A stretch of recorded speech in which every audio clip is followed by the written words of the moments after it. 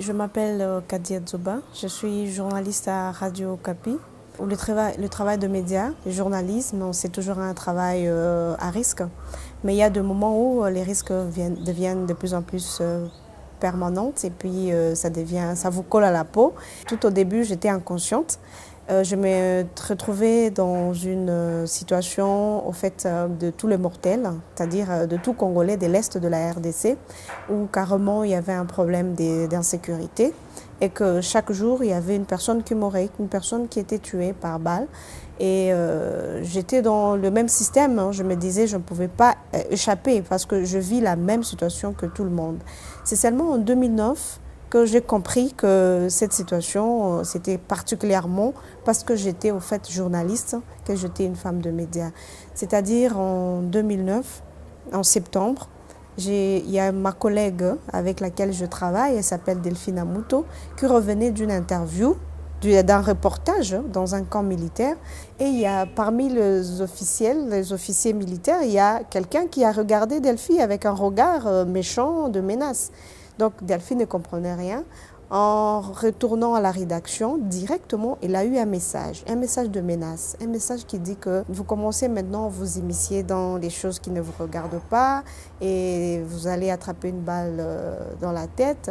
Et on a cité mon nom en premier, en allant commencer par Kadi et puis les autres, on était à 3 femmes, c'est-à-dire 2 femmes de Radio Okapi et une de Radio Maendeleo. Et je me rappelle aussi, j'étais encore chez mes parents, j'étais en train de suivre la télé.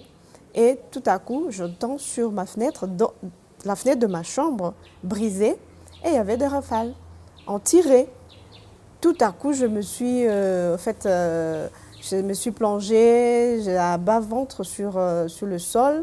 Et heureusement, j'avais mon téléphone. J'ai appelé à gauche, à droite pour dire qu'on est attaqué. J'ai appelé un colonel que je connaissais. Et il est arrivé après 2 heures, 3 heures pour voir ce qui s'est passé. Et on n'a jamais su c'était qui. Et ce genre de choses est arrivé chez moi au moins 3-4 fois comme ça. 3-4 fois. Un autre jour, je rentrais du travail. Vers 18h30, je rencontre 2 gars qui m'attendaient devant la porte de l'enclos de chez moi. Et ils me demandent carrément, « Ah, c'est maintenant que tu rentres, cette fois-ci tu rentres tôt. » Je dis, « Donc c'est-à-dire que vous savez quand est-ce que je rentre ?»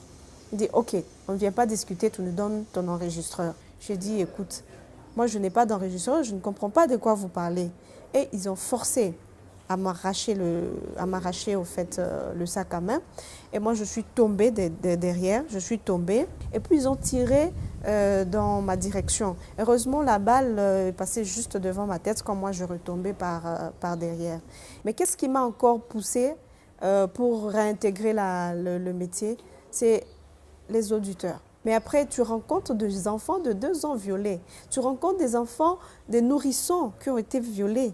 Et puis tu te dis, mais enfin, quel apport je peux apporter pour mettre fin à tout ça? C'est ton travail de journalisme de dénoncer tout ce qui se passe.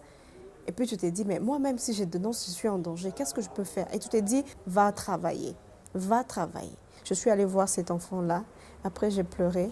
Puis je me dis, je rentre travailler. Tout le temps, je l'échappe belle, je l'échappe belle.